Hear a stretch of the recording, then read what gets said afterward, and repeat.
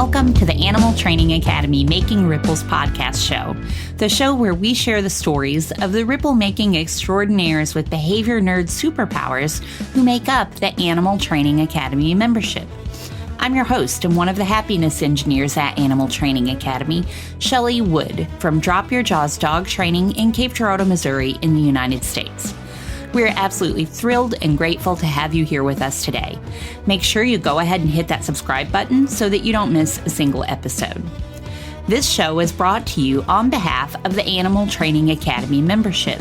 So if you like the conversations in these episodes, then we want to invite you to continue them with like-minded people in the ATA membership, which you can find out more about at www.atamember.com.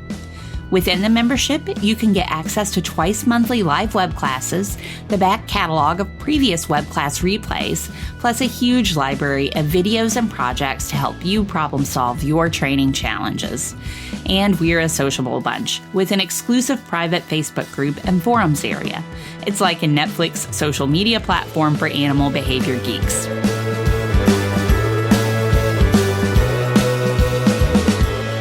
Today, I'm excited to welcome Stuart Hoffman to the show. Stuart Hoffman lives in Newmarket, Canada, with his wife, Maria, and their 7-year-old lab, Danielle. Over the last 10 years, Stuart has worked with Labrador Rescue Adoption Services as a trainer and interviewer. He provides training to both fosters and adopters encountering behavior issues. In addition, he writes articles for the Rescues magazine, hoping to give a voice to the labs that pass through. His learning path started after his failed foster and adoption of his beloved Lab Archie 10 years ago. Reading Karen Pryor's Don't Shoot the Dog started his journey, and then Sue Alisby's Levels books that solidified his passion. During one of Sue Alisby's wonderful courses, a fellow student introduced him to ATA. Over the last 4 years, Stuart says he loves the ATA community and how willing to share knowledge everyone is, all while providing such a positive and safe place. In May of 2022, Stuart has been asked to present his Constructional Approach to Leash Walking at the ABAI Annual Conference in Boston. Welcome to the show today, Stuart. I'm excited to have you with us. Hi, Shelley. I'm very excited to be here with you guys today. Yeah, well, thank you for spending some time to come and talk with me today and let us all get to know you a little bit better. In the Animal Training Academy community, we all get to know a little bit about each other, but I love having people on the show so that folks in the community can learn more about all of the member stories and so that people in the rest of the world can learn a little bit about the really cool members who make up the Animal Training Academy as well.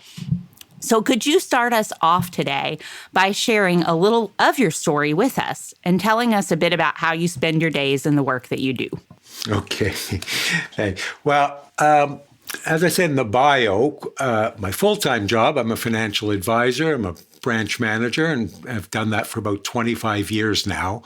And before I did that, actually, I was a musician. So I left high school, and much to my parents' chagrin, and just started traveling across Canada, playing concerts, and did that for about 15 years. Went to school for music. And then eventually I realized, boy, I'm going to be poor for the rest of my life. I had some kids, so I better think, do I want another job and as a sideline? So now, yes, I work as a financial advisor. My passion, however, obviously are animals. I've always loved animals my whole life. And so I also volunteer for a dog rescue, a lab rescue here in Toronto. I've been doing that for the last 10 years. So I started off as a foster or a failed foster, and my dog Archie came to me. And Archie got me into training, which, led me down the path and eventually got me, to see ATI and the amazing community that it is. as well as I still play in a band. So I'm out there doing gigs part-time with the band. And also, most people don't know, I'm an avid knitter. So I actually teach knitting here in Toronto, or get asked to teach knitting. It's a long story. I won't go into why I do it, but that's been for about 10 years that I do that. Very cool. Yes, I had no idea about the knitting. I wonder, listening to all the different things that you do, from financial manager to, did I get that right? Financial manager? Yeah. I don't know how, I think I mentioned this when we spoke before. I have no idea about managing finances, so I could have messed that title up for sure. But from financial management to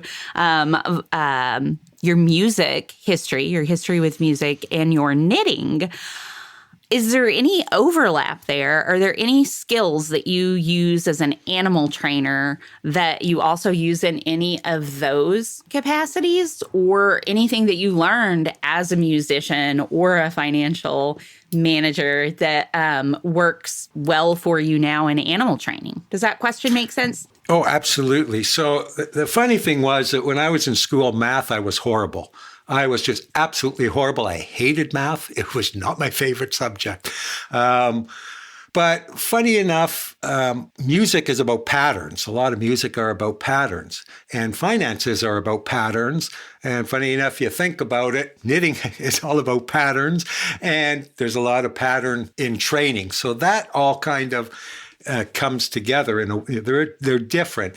But the big overlap is in learning about behavior. Well, behavior goes through to all my clients that I deal with.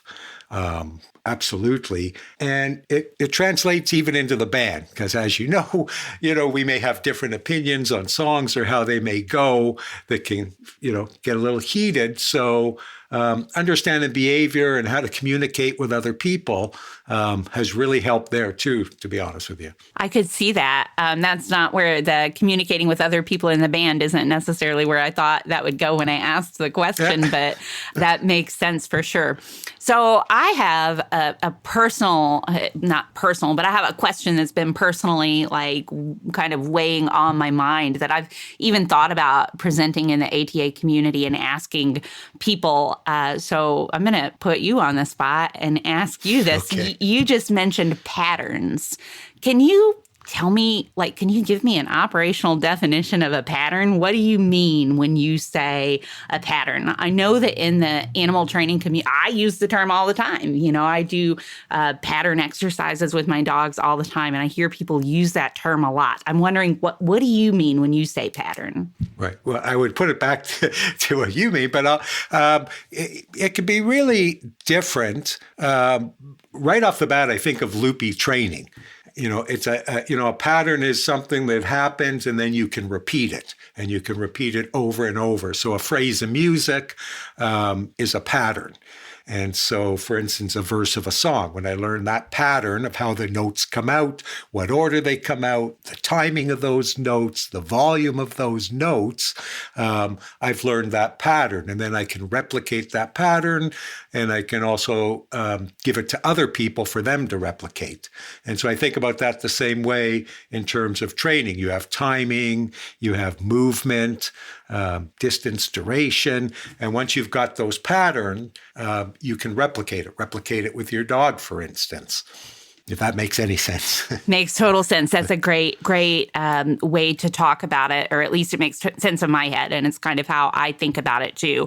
And I think that sometimes I hear people talking about patterns as if they're something kind of, I don't know, just different or standalone from other training. But it seems like with the definition that you're using, it seems like any well-trained behavior that you're using, kind of that loopy training to teach, it would be taught in a pattern type way, would you say?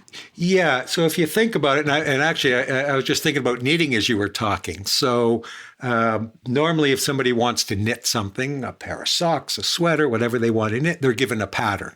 And the pattern patterns are the instructions how to do it. And if 5 people follow the instructions, theoretically, it should all turn out the same and look the same. If there was no pattern, and I do things with no pattern just off the top of my head, not one will look the same as the other. Okay. And so it's the same thing, I think, with training. You have a pattern, and if you follow that pattern, it'll occur a certain way. Okay. But if you don't have the pattern, you don't know what to follow, and it can occur a bunch of different ways. Does that? Yep. So some training does follow patterns, and some does not necessarily. So a pattern is almost like a recipe, and you're using the same principles of training, whether you're following the recipe or not. But if you have a pattern, you have a little recipe that you could give to somebody else, and then they could implement that and get the same result that you would likely get implementing the same pattern. Maybe? Right. Yeah. Well, and I think I was just, as you're talking, thinking of shaping and saying, well, is shaping a pattern or not? Because it changes. But in a way, it's a pattern because we're still following small approximations. So we're going to have the dog do this, then we're going to have the dog do a little further, then a little further. But we're following a pattern on how we're bringing the dog through a shaping session. Of course, that may change depending on the info we get, but we're still kind of following, patterns are everywhere in most cases. Yeah, that's great. And yeah, with shaping, it's like you're kind of following a pattern, and then maybe you stretch the pattern, and then you get the pattern going again, and then you stretch it maybe a little bit more. Right, but usually you're following certain principles. So I do this. The dog gets it wrong twice. I move back to this.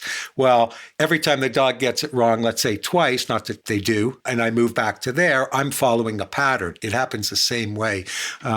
Funny enough, when I said I worked in a rescue, so one of the biggest things I tell people when the dog comes into the house is set up patterns and set them the same way. The food happens at the same time. The walk happens at the same time. It's in a pattern that the dog can predict, and allowing the dog to predict early what's going to happen in his life takes away some of the anxiety of a new dog coming into a house where he knows nobody, doesn't know how things are going to work, doesn't know what's going to happen next. So one of my biggest things is not training, it's set up patterns and have them occur the same way every time. And patterns also promote confidence, because if you know how something's going to go, you can feel confident about it. Does that make sense? Yes, it does. And I could just spend the rest of the show having this conversation with you. I think I'm really into the idea of systems and patterns for both people and dogs to kind of set us up for success. I don't know if you know who James Clear is, the Atomic Habits author, and he has a quote, "We don't rise to the level of our goals. We fall to the level of our systems." So basically, I think so I think kind of what you're talking about with dogs is, just putting those things in place. So we have these patterns, these habits, these systems in place that get the results that are most beneficial to everybody. So, right. So anyway, this show is not about me and my personal interest right now, though.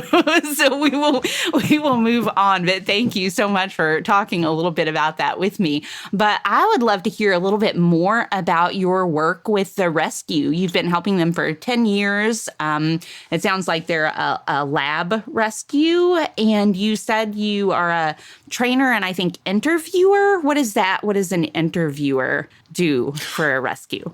Right. So with the rescue, again, first of all, I got into a rescue because I had a dog pass away.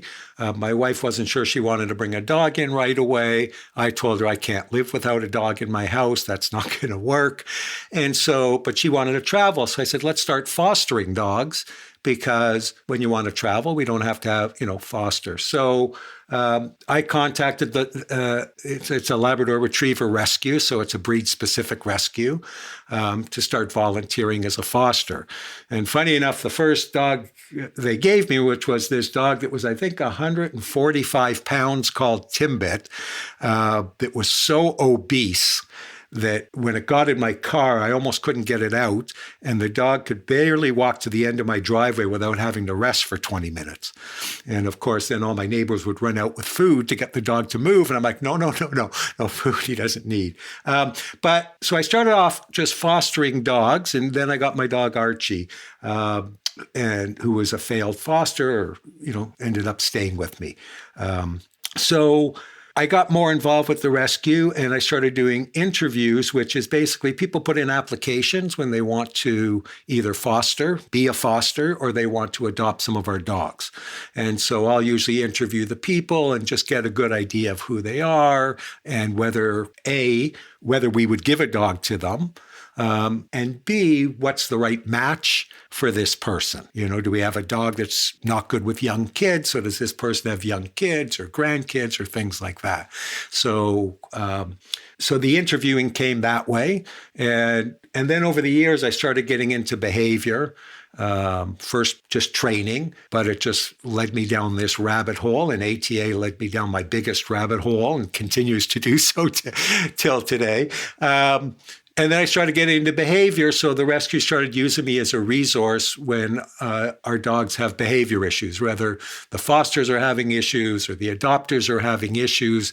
They'll call me and I'll try to work with them to solve the issues going on with their dogs. Okay, that's really interesting. So I know that a lot of rescues where I am often use trainers at the facility, but it sounds like you're helping people outside of the facility to keep dogs in homes once they've been adopted or when they're being fostered. Is that right? So yes, our rescue is a little different. We don't have a facility. All of our dogs are sent to fosters. So we don't have a place that we keep dogs. They're all sent to foster homes and then move. Sometimes they go between a couple fosters, but they're usually moved from the foster to the adopter, type deal. Okay, well that's interesting. I bet it is. I bet you get to meet a whole bunch of different types of people working with fosters as well as the people who adopt. So people who are probably heavily involved in rescue or fostering, and then the folks who are adopting maybe aren't quite as dog savvy as the fosters sometimes. Funny enough, we have a couple fosters who have fostered, 20 dogs, 30 dogs. I mean, they've done just a wonderful job. The bulk of the fosters, the rescue doesn't require them to have much knowledge. And, so there's really no difference that I find between most of our fosters and most of our adopters, to be honest with you. Funny enough, sometimes I'll get, do you want to talk to the foster about the dog who's had the dog for 2 days? And sometimes that's a value. And sometimes they're telling me their story of what they think the dog did, which is probably nowhere near what is really going on. I would say that no, I think our fosters and adopters, most of them would be in that same boat. I hear you. And that makes total sense for sure. So thank you for sharing that. Could you tell us, I'm sure working with rescue, that you run across a lot of different dogs and a whole lot of different training challenges and scenarios. I was hoping you could share with us now a little bit about a recent training related challenge that you have experienced, kind of how you worked through it or are working through it, and some things that you learned from that situation. Great. Thanks for asking. I'm actually going to answer that talking about something that's a challenge ongoing for me. I did a recent a podcast at COUT, I think number 23, that talked about a specific dog. But this one I want to talk about just a big challenge overall. And that ties into what I was just talking about. A lot of people who are adopting dogs, they're doing something altruistic. They want to rescue a dog. I always laugh because, and I did it too, when I'm walking, people always mention, oh, this is a rescue. And everybody feels the need to tell you, oh, this was a rescue.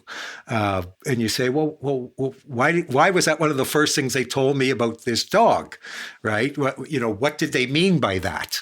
Did they mean, and so My biggest challenge is when I'm asked to work. So when people adopt a dog, they're looking to help the dog. They're thinking, hey, I'm just going to bring a dog in my house. And they're really thinking this is going to go like the last dog I owned. And they may forget what happened at the beginning of where they owned the dog, or if they have the puppy. What they remember is, hey, there's this chill dog that kind of hangs out and we do things together and life is beautiful. Then all of a sudden in comes a 1-year-old chocolate lab who's just full of it, stealing everything off the counter, grabbing, biting, and they're going, what is this? So for me as a trainer, the hardest part is people come to me because they have a behavior issue with their dog who's come in the house and they want that fixed. They don't come to me because they wanted to learn how to train a dog. They don't want to be a trainer, and they probably don't want to spend much time on this either in most cases. Can we fix this in a day or two is where they're sitting. And so the hardest part as a trainer is you have to go in and understand this is what I'm dealing with. And funny enough, in the community, we've been talking about constructional approach, which I've really done some deep dives into. And I've started using that constructional approach, realizing that, a couple things that were really important. One was, when I'm running into these people, when I'm looking at a dog, one of the things I'm looking at is, what skills does the dog have? What can the dog already do? Where can he do it? They call that the relevant repertoire in the constructional approach. But what's more important is, what is the people's relevant repertoire? What skills do they have? What interests do they have? What time do they have? Who has those skills? Because generally you're coming into a house where there's 3 or 4 members, and each one acting on the dog is going to be different. And so the first important thing that I've learned, and it's been challenging, is to realize my focus is more on the people than the dog. If I could just take the dog and do some training, we could probably solve this pretty quick. But I'm not going to change the environment. I'm not going to change the actions of the people. And all those are going to weigh on the dog's behavior. And if we don't do something about that, likely that behavior is just going to go back to the way it was. So I really strive to understand, what are people's skills? What is their relevant repertoires? What's their history? How do they think about things? The second thing that has really blown my mind is what they call terminal goals in terms of, well, what do these people want? I come in as a trainer and someone says, well, my dog is barking. And I think, well, I'll teach you how to, let's work on stop barking. But when you ask them, what does this look like in the end? It might just be the dog's barking in a certain spot. And if I could get them stopping in that certain spot, I don't really mind all the other barking. And Ryan mentioned that there was some posts on ATA, and I wrote about a client where the dog was doing redirect biting. So the dog was reactive to other dogs on a leash, and he would start to get aroused, and he would turn and bite the owners. And he had done this about 4 or 5 times. And so we're working and I'm talking, and they said, well, we're going to give this dog a month. We'll let you work with us. We'll give him a month. And if not, the dog's going back. And so I said, oh, well, what would it look like at the end of the month? Like, what would be a success to you? Okay. And I'm thinking that the dog's not biting, the dog's not reacting. And I'm thinking of all the things that I would want to be that answer. And the woman said, well, what I want is my husband to be more committed and show that he's more committed to training. And then, well, what does that look like? Well, I need him to listen to you. Sometimes he's walking and I see he's not listening to the things that you've told him, right? And so that's an interesting answer, because her answer has nothing to do with the dog, what she wants to see. And so my training program is as much trying to figure out how to successfully get her husband in small steps to be involved, to buy into what we're doing, and to follow along, as it is to try to work on the dog's reactivity. So, once again, the answers people give you when you ask them, what does this look like? When this is solved, what does your life look like? What's the dog doing? What are you doing? It's amazing what you hear from people. And more times than not, it's not what you think as a trainer that you would solve as that problem, which really led me to understand that it's because it's not my dog. That's what I would want the dog to do if it was my dog. Not their dog. And you'll find that, sorry for running on, where people will they'll manage certain things. So there's certain behaviors that they may find as a problem, but they'll figure out a way to just incorporate that in their lifestyle as opposed to do any training towards it. And funny enough, one really good trainer, Denise Fenzi, talks about dogs barking and then putting up some barriers at the window so the dog can't look out. Well, the barriers went up, the dog started barking, and she said, well, I don't really need to train it because my problem's solved, right? It's that simple. So again, back to challenges, my challenge is always looking at the people we're dealing with. Where are they? And we have to be also very careful in trying to say, well, you're here or you think this, and I don't agree with that. So let me throw a billion things at you why you should agree with me. And as we know, that will almost never work. People will become defensive.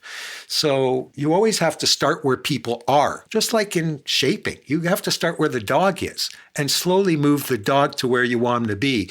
You have to do that with people. You can't go in and go, well, you're using a prong collar. That hurts the dog. Stop using it. That's terrible. You're a terrible person. Anything that you say about that prong collar, they've allowed it to happen. You're inferring something about them and what they've allowed to happen to their dog. For them to agree that you're right, then they're saying, I just did bad by my dog. And good luck getting people to say that to you. Right? We all become defensive when people say things to us. So I think it's really important, again, the constructional approach of where are they and how do I shape that person to get them to where I want to be? And so that's been the most challenging for me is dealing with that. And I think training in general. My motto has always been, if I could just train the dog, that would be lovely. So I don't know if that answers the question or. Yeah, I think that definitely answers the question. And I think it's probably a common challenge that many people who work with animals find. All of us, I think you mentioned at the beginning of the show, I shouldn't say all of us, but many of us who work with animals, as I think you mentioned at the beginning of the show, have always loved animals and just really wanted to spend time with them and work with them. And a lot of times I think that people don't realize that that means working with people to a great degree, which can be a challenge. And so not only working with humans being a challenge, but working with humans, multiple humans, while working with an animal or multiple animals too. So yeah, it becomes very complex. And what an interesting answer that you got to the question about what would success look like to you from the woman who success, if you had just, I could see where somebody might go in just assuming, like you said, that it's going to look like not biting, right? Mm-hmm. who wants to be bitten all the time? But that wasn't it. That wasn't where her mind was at all. Are you still working with them? The rescue? Or the people. The people. Yeah. So, and again, so funny. So we worked for about 3-4 weeks. We do a lot on Zoom, and which I really love because I get them to send me videos, and which is the best because I can send back. So they've just reached out again. For about 3-4 weeks, they stopped, which I find people do. Even as trainers, we do that. And they've just, and so I just try to lightly drip on them and make it okay that, hey, life gets in the way. There's some weeks you're not going to be able to train. I'm here. And, so they've just reached out again to engage. But, they've been lovely because the wife was the one who probably wanted the dog to go back and felt like the dog wasn't receptive to her and didn't pay much attention to her. But she, funny enough, is the better trainer. She has actually really good timing skills. And one of the beautiful things she said to me after about a month of doing and sending me some videos is, I'm finding such a good relationship. My dog's coming to me. He's coming to me for affection. And that in and of itself will help that dog stay in the house. Right. And so, yes, they're coming back. Some people do, some people don't. I'm glad that they're coming back. And again, and funny enough, she wants it on her husband, but she is the better trainer of the two. Right. And the more motivated. So it sounds like if you hadn't heard from them in about 3-ish weeks or so, I'm guessing that we've passed that month ultimatum sort of deadline for the dog and it's staying in the home. Yeah. So I believe right now the dog will probably stay in the home unless they have another biting incident. It's been winter here in Canada. Today it was minus 15 Celsius when I was walking my dog, for those who get Celsius.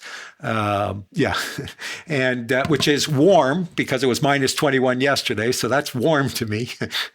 But so there's not as many dogs out. It might change a little bit in the summer when more dogs. But I'm hoping that we're not going to the tips I've given them to prevent the redirecting for keep their dog moving, give distance. The one great thing that I loved is the husband said to me, I'm telling people when I'm seeing them with their dogs, hey, my dog's not really good. Do you mind waiting? Let me pass. Do you mind holding off? He goes, I get some strange looks because I always tell people, you have to be your dog's advocate. You have to let people know they may not like it, right? And so that's gone a long way too, I think, that they've kept the dog out of the situation where that's going to happen. So yeah, I'm hoping we're past that. I'm glad they're reconnecting. Sometimes they just drop off and then you get a call, we're giving the dog back because he bit. And, there's no point going, well, if you had kept up with training, because it doesn't matter. Well, I'm glad they've reconnected as well and hope they stay connected and do well. It sounds like they've made a lot of progress. With the relationship with the woman and the dog and with the man speaking up for the dog and reaching back out to you, that's all wonderful. So I hope it works out for them. Yeah. Can I just say, sorry, please. I just want to say one thing also, talk about learning. And talk about the ATA community. This just ties in. Sorry, it's a little off topic. So, when I came to ATA, when I do training, I want people to watch my training. Just tell me what I'm doing wrong. Just tell me what I'm doing wrong. I just want to get better. You don't have to give me platitudes. You don't have to do, what's awesome, what's not awesome, And when I came to ATA, that's how I look at things. I just look from, so when someone says, here's my dog training, I think they want you to go, oh, what can I do better to say that? And one of the most beautiful things I've learned in ATA is people are always finding good things to reinforce people. It's been a real learning experience for me because I don't do it to be a bad guy. I just do it because that's how my mind thinks. Well, this is how you could, what I think would get better. And what happened with this lady is she sent me a beautiful training session video, okay? And so I looked at it, of course, and I saw some technical issues. And so I was like, hey, that was a great training, but hey, look at this point in the video and tell me what your dog is doing. And I could tell by the lady's response that she wasn't happy about what I was saying. And you can always tell because the more I write, the less they write back. And I know that's not going good. And I thought about it after, and I actually wrote her apology going, hey, you know what? I'm so sorry. I was so focused on technical, how to make things better for you and your dog on your training session. I forgot to recognize the awesomeness that you just did on that session.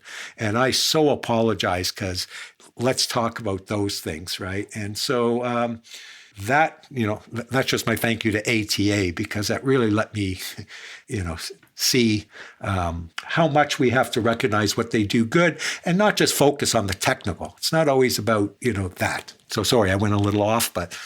No, that's great. And I wondered if we could kind of almost in some ways back up a little bit. You had mentioned when you started answering the question about a training challenge, you mentioned multiple times the constructional approach. And I think many of our listeners probably know what you're talking about, but some of them probably aren't familiar with that term. So I wonder if you could maybe kind of unpack what the constructional approach is just a bit. And if you use it with people too, like maybe even the woman you were just talking about. So the funny thing about construction, and I'm not the expert, Kaut and Dr. Lang, and that would be more so, is that it was, it's all coming out from what I see from Israel Golddiamond, some papers he did in clinical psychology. So it was actually written for people. It was not written at all for animals. And Israel Golddiamond created a questionnaire for people to go through when they're trying, in his case, when he was trying to solve some clinical issues. He worked on stuttering, psychosis, and all sorts of things like that. But on the simple, and Dr. Lang in his book goes through the questionnaire again with a person. And an example is non-contingent linear analysis book, which is a lovely read. But the 5 simple parts about it for me that I run into is, number 1 was the question: what is the terminal repertoire? In other words, what does this look like? Like if someone, flew down, Israel used to say, a Martian flew down and looked at this, what would your like if we've got everything right here, what would your life look like? What would the dog be doing? What would you be doing? Like, just tell me what that would look like.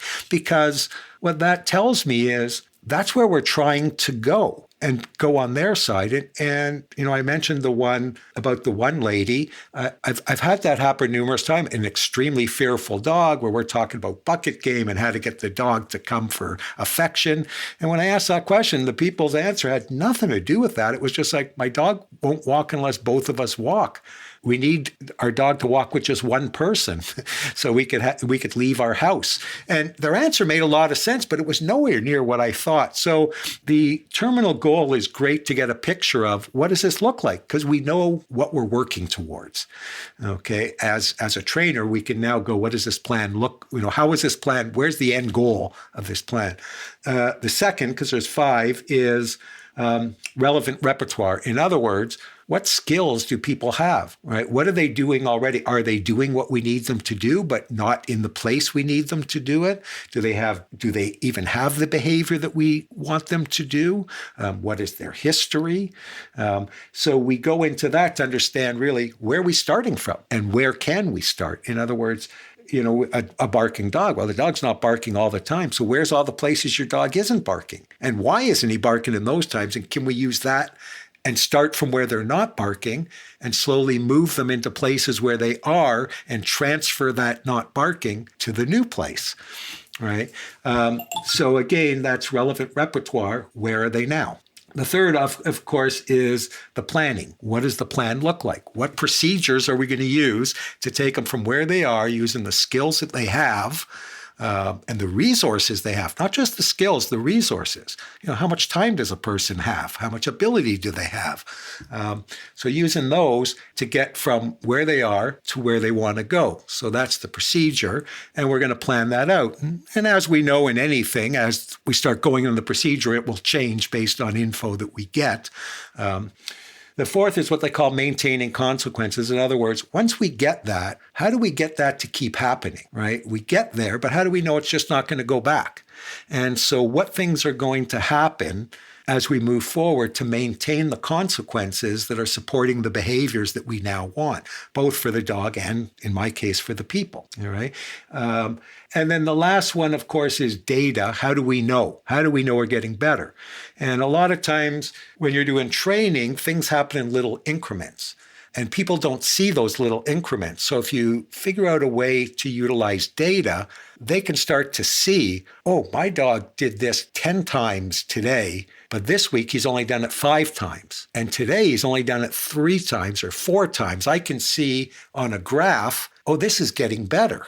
Right. So the data is really important when we plan to understand, are we being successful? Because unless we take the data and compare it to, let's say, the baseline where we started, we can't really say, is this improved? How improved? And the data will also tell us if it's not improved, then there's something wrong with our procedure. We need to go back and change our procedure. So that's the 5 steps, which is where are we going? What's our goal? Where are we now? What skills and resources do we have? How are we going to get there? What's the procedure? Okay. How are we going to maintain the behaviors we want, that final goal, when we get there? And how are we going to know that any of this is actually happening, which is the data taking? So that, in a sense, is the constructional approach. And it's new to the animal community, but it didn't start in the animal community. And I think Gold Diamond wrote his paper, I think it was in 1967. Yeah, that was a minute ago, 67. Yes, feels like it.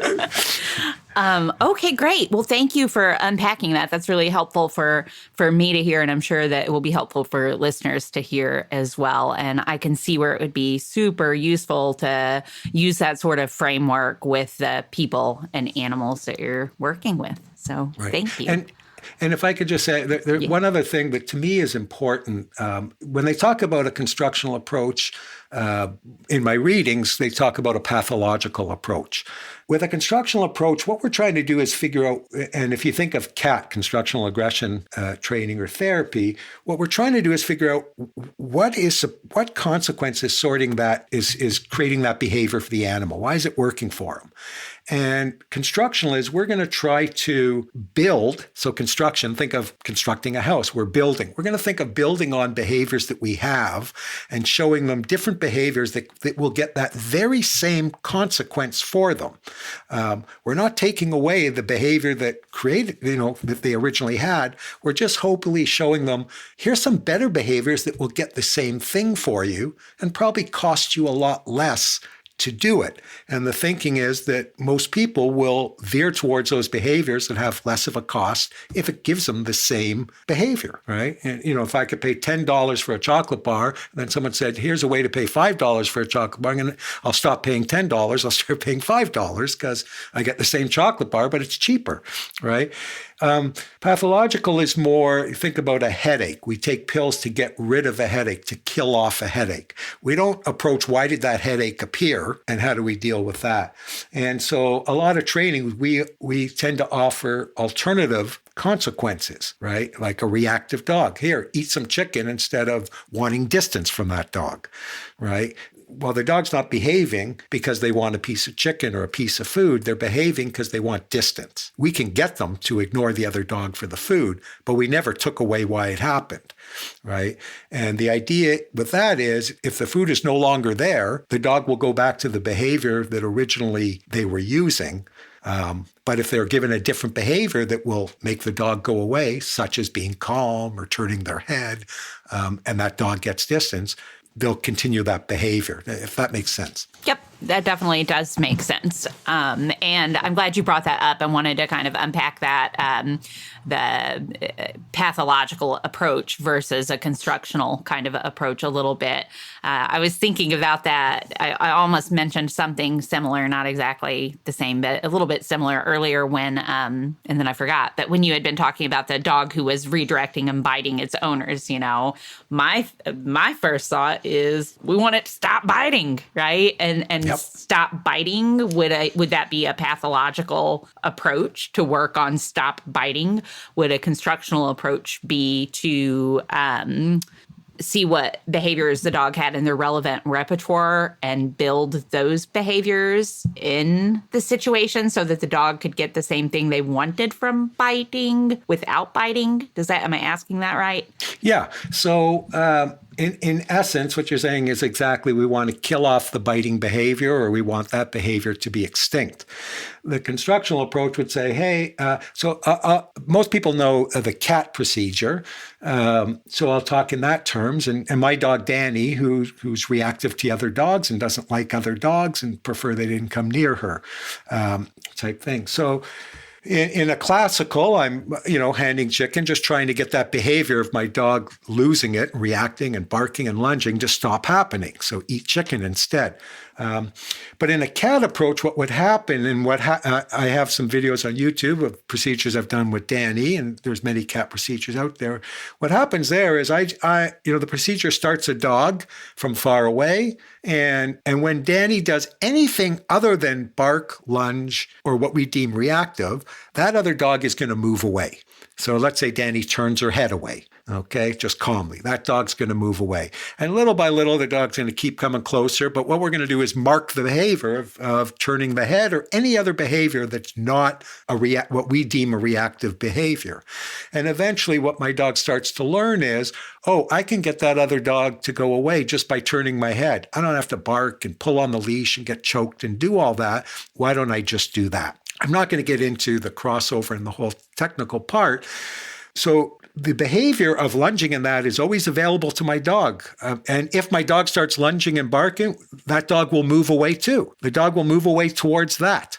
right? So if we get distance wrong and my dog goes over arousal, that dog will move away, right? So the same consequence will happen, but and I don't want to go down a rabbit hole. What we're trying to do is give my dog degrees of freedom. In other words, many different behaviors that will allow the same thing. So you can bark and lunge, you can turn your head, you can turn away, you can walk away, you can lie down, you can look at me.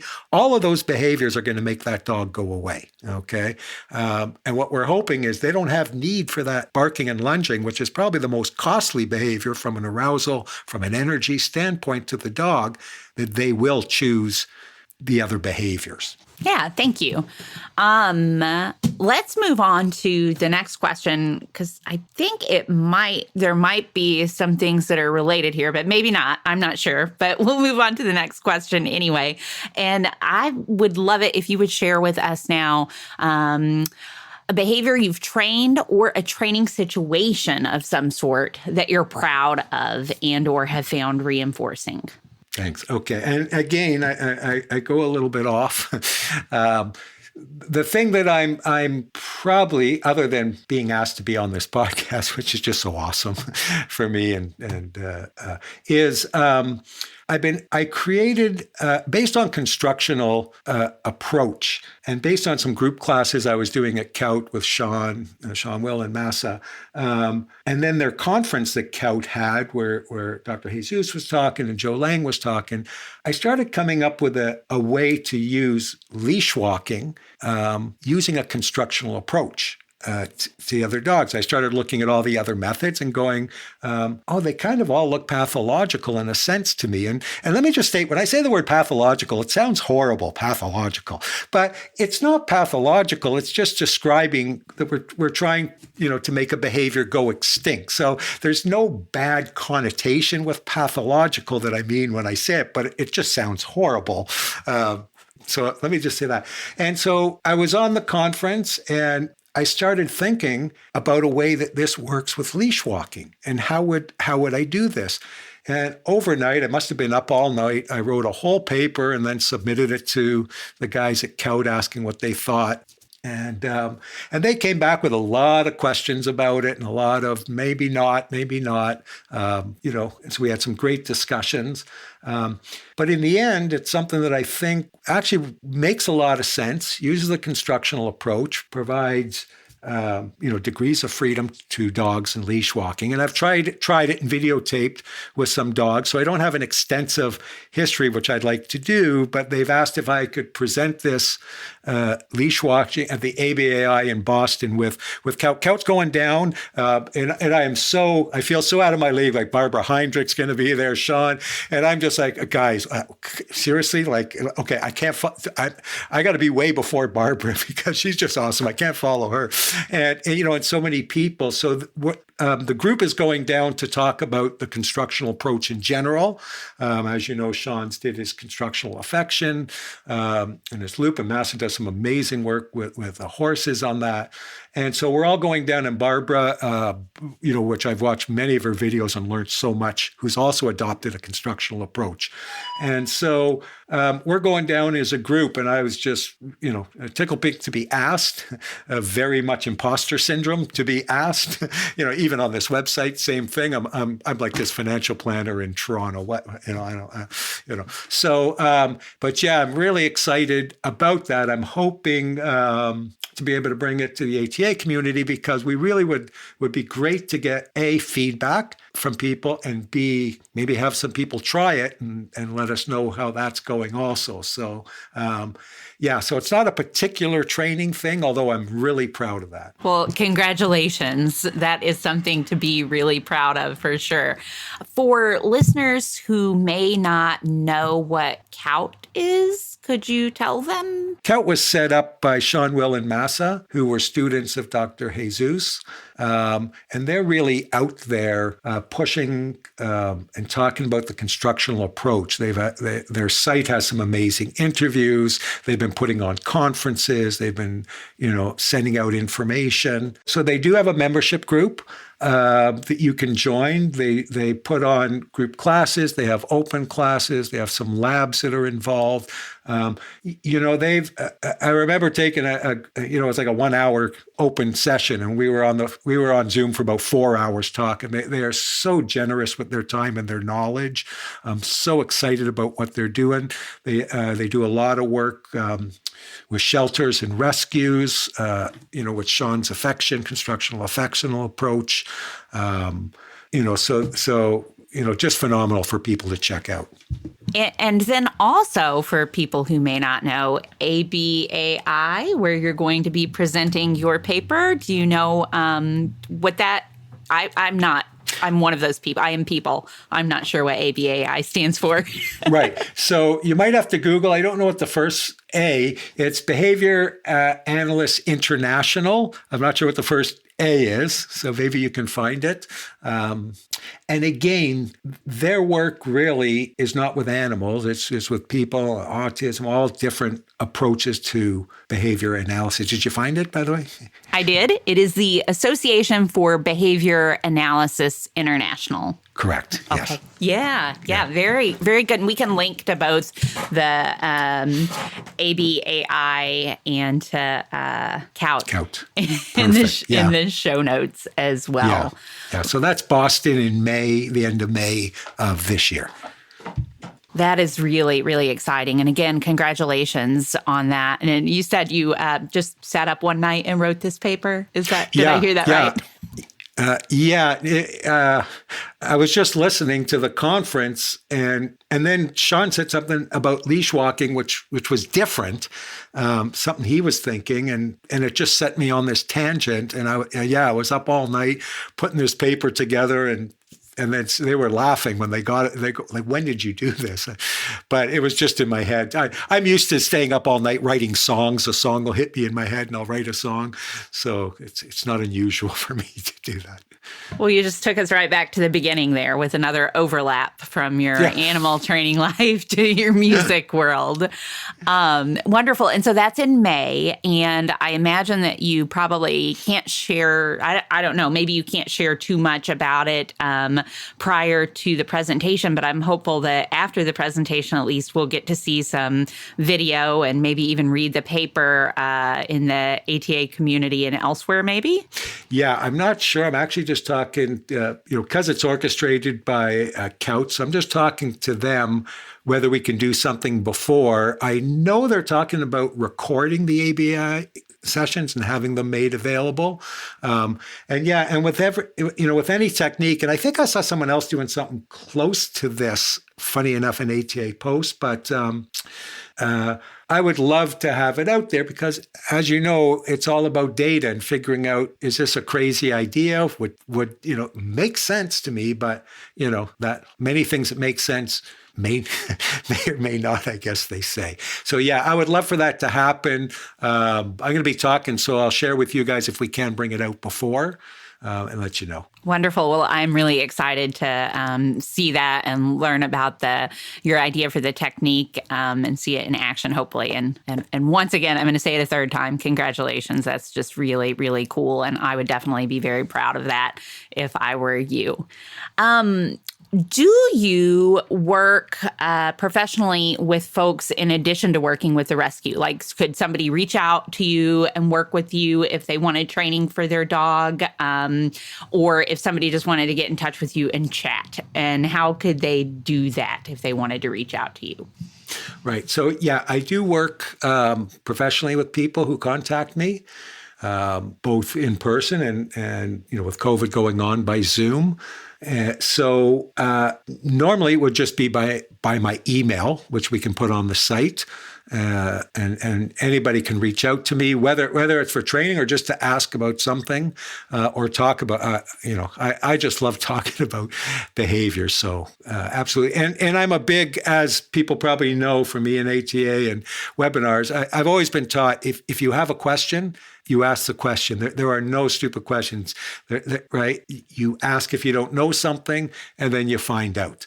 Right. So I'm a huge proponent of that. All right. Thank you. And so if people have a question for you, if they want to reach out, work with you via Zoom or in person for training, they can just email you. And that is, I don't have it in front of me, just for people who we'll link it in the show notes, but also for people who are listening and maybe don't go to the page. That's Stuart.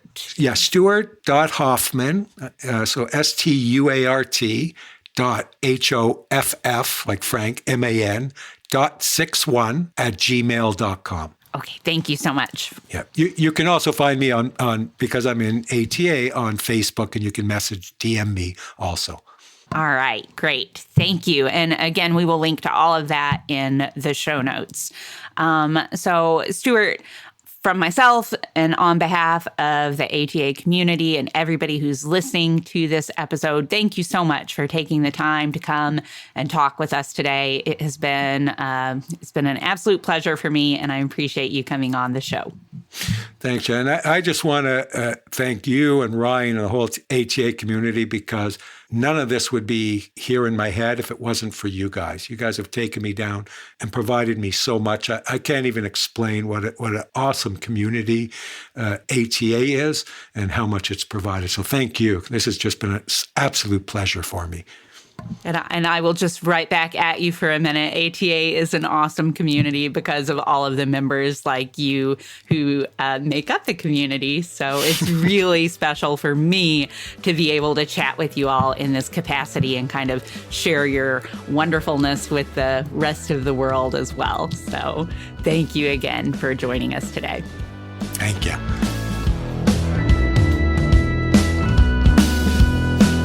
We do, of course, appreciate all of you tuning in as well. And if you have enjoyed this episode and are interested in carrying on the conversation about working with the animals in our lives in the most positive, most fun, and most choice-rich ways, then as mentioned at the start of this episode, the Animal Training Academy community is waiting for you. Head on over to www.atamember.com and click on the membership button in the main menu to learn more about what members are describing as the Netflix social media platform for behavior geeks. That's it for this episode, though. Thank you so much for listening. You'll hear from us again soon.